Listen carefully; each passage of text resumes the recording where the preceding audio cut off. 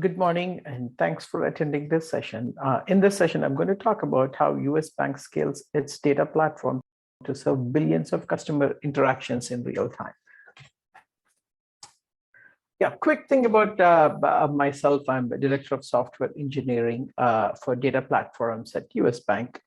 And I'm responsible for some of the data platforms that actually drive customer interactions.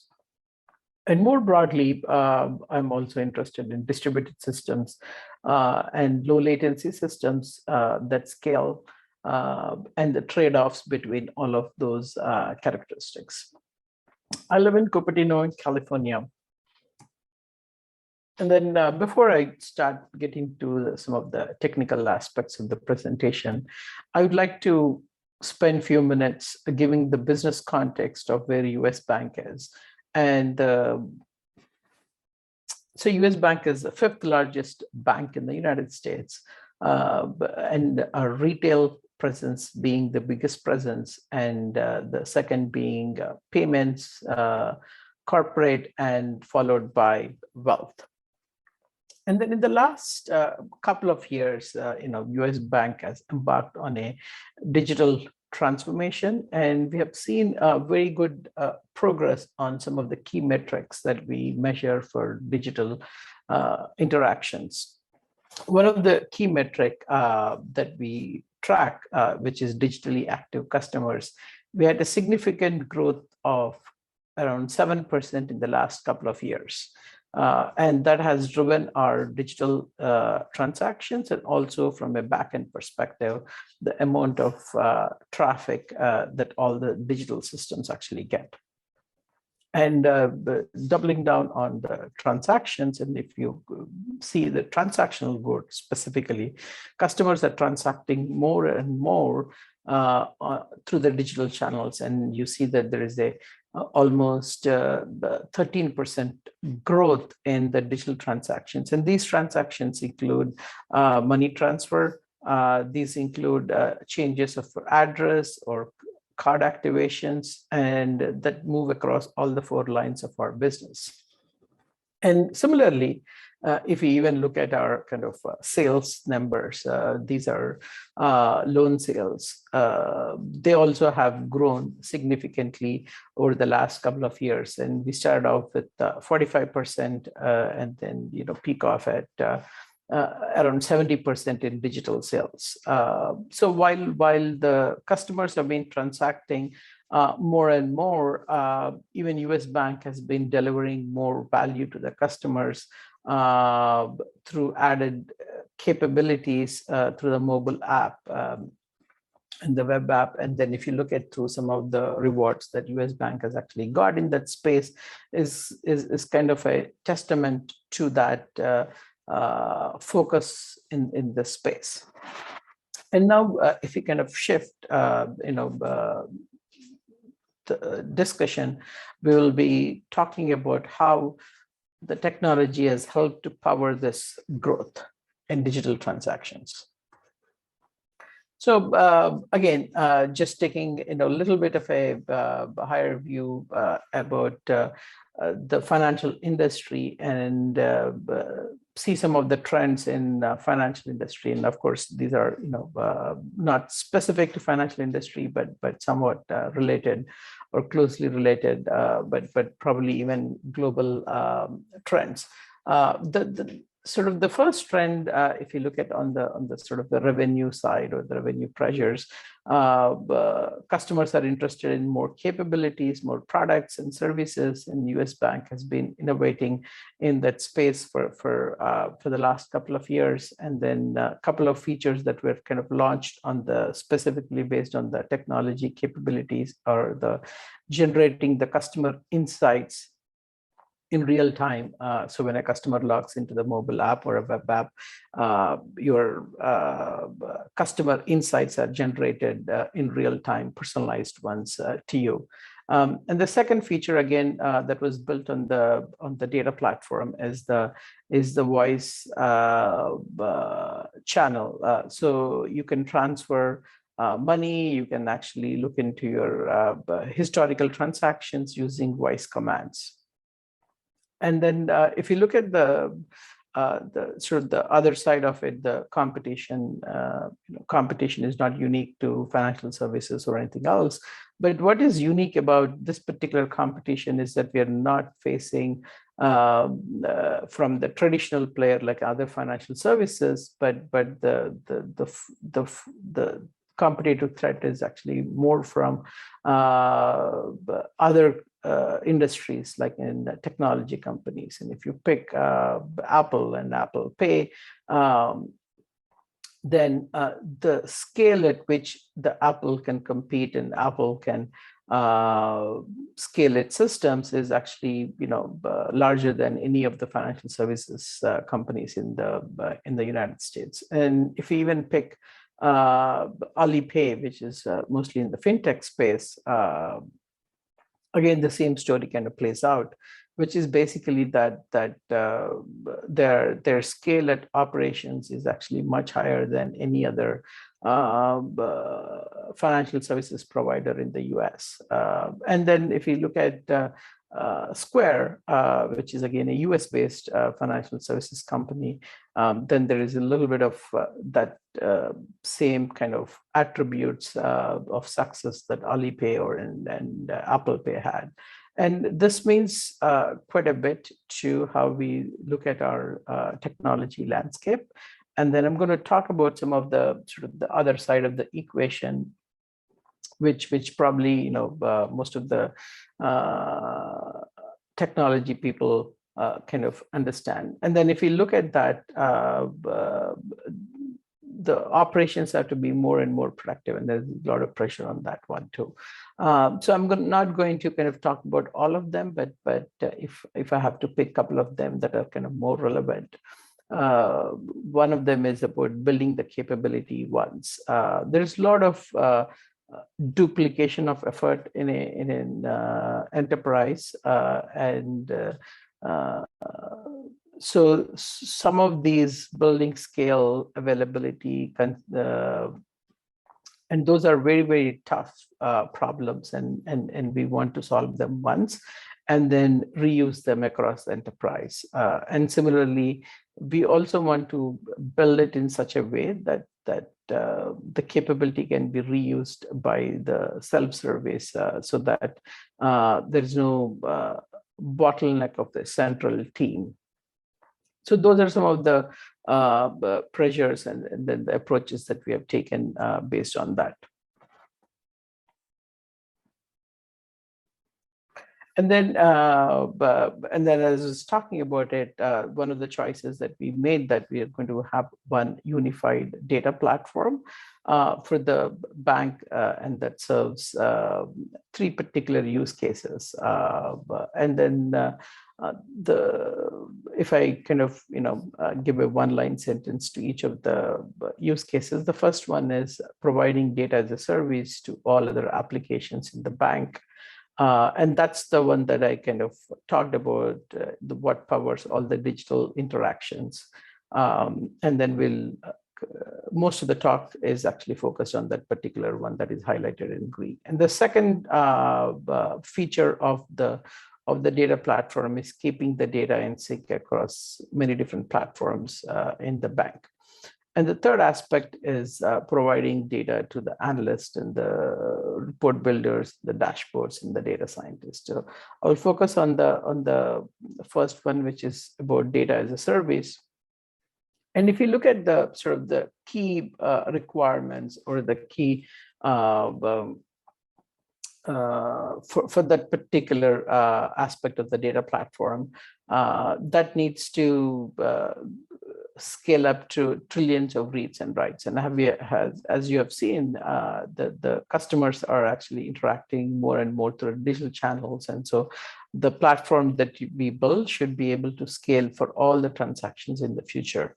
And so that particular feature is a essential and a critical requirement. And the next one is, of course, high availability, as our customers expect a bank to exist, or whenever they want to do their transaction, the availability is a very, very critical component of that.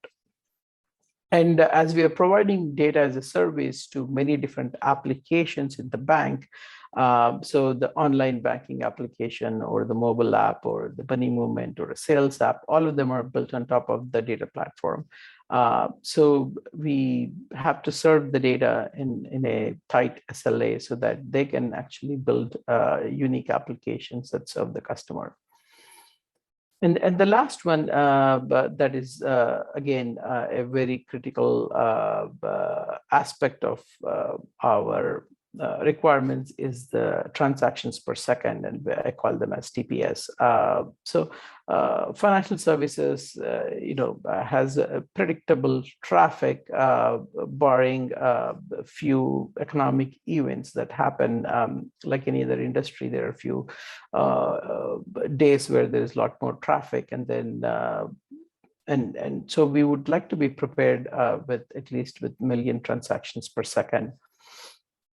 And the other ones are, while we are building the data platform, we also don't want to be tunnel vision into a particular query patterns. We would like to open it up for all kinds of query patterns so that we could actually serve the data in many different ways.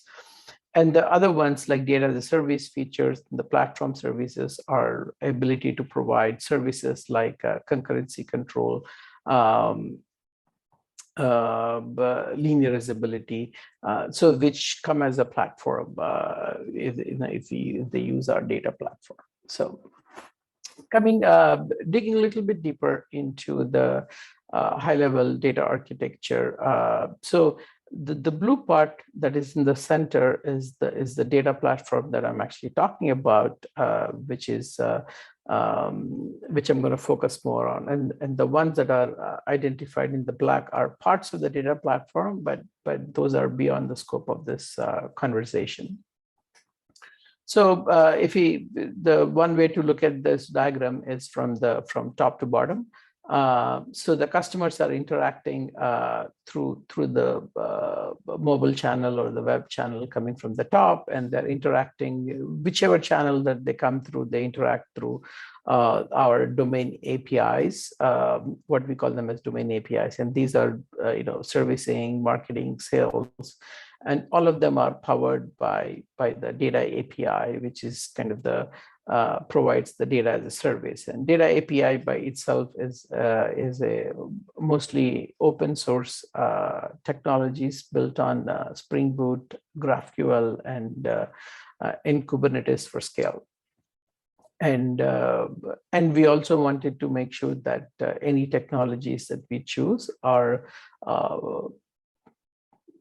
that those technologies can span across multiple clouds if necessary. So, and then in the actual database layer, which is probably more interesting to the audience here, is we didn't want to kind of pick a database or pick a technology.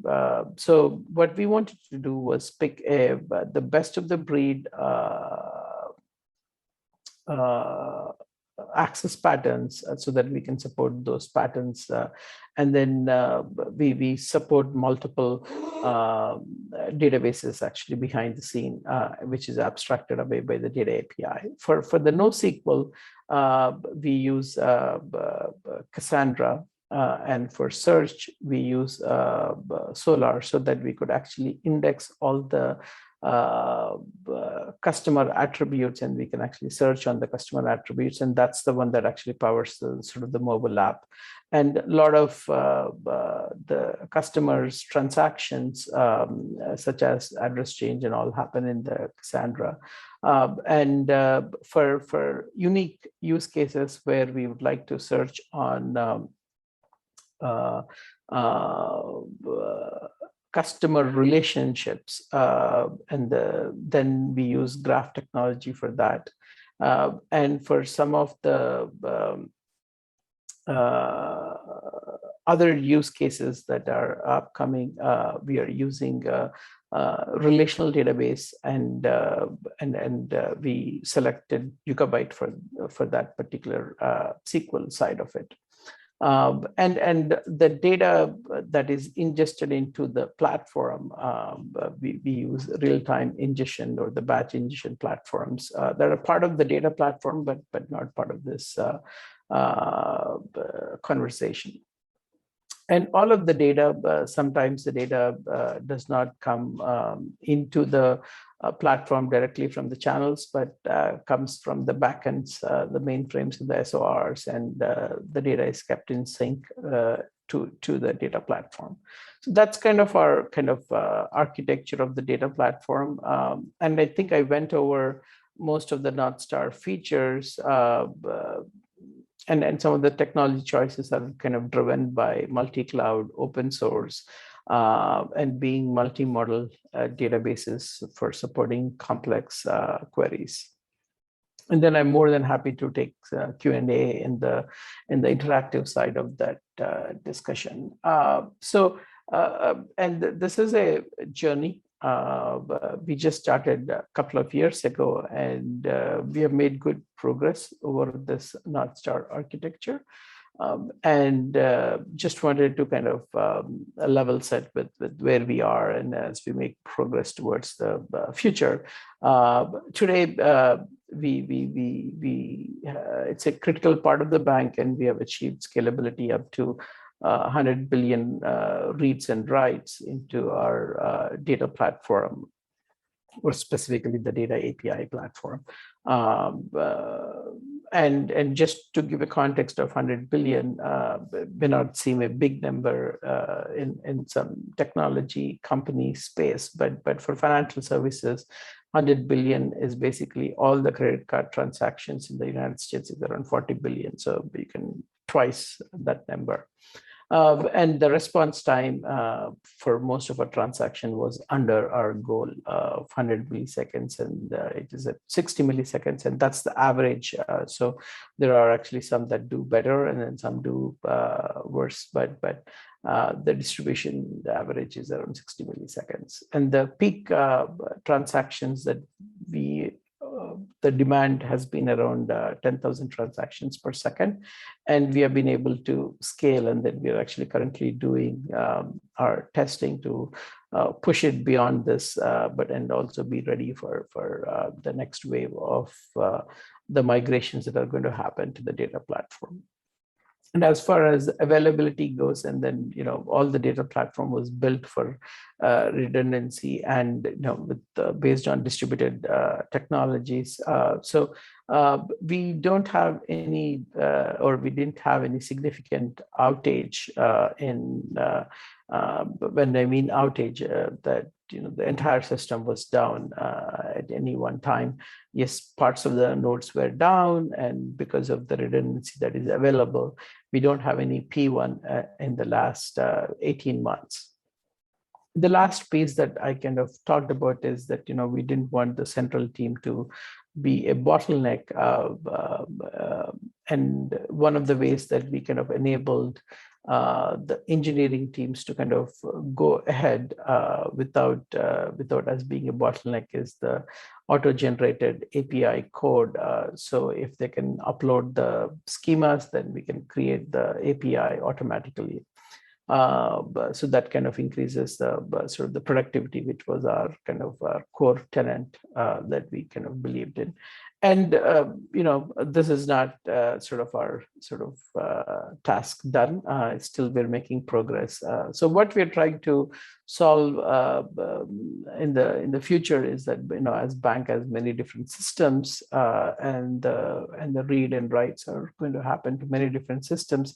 We do have some very critical problems to solve, which is the multi-system linearizability, multi-system distributed transactions, and then the concurrency controls around it. And as I said, one of our goals is to be in multi-cloud. So we would like to kind of solve for that problem too. So, and the last one is, I guess, shamelessly would like to put a plug for we are looking for people to kind of build these platforms and solve these very critical and difficult problems. So you guys can actually ping me, or go to the to the US Bank website for the technology careers. And thanks for your time, and I'll stay around for Q&A. Thank you.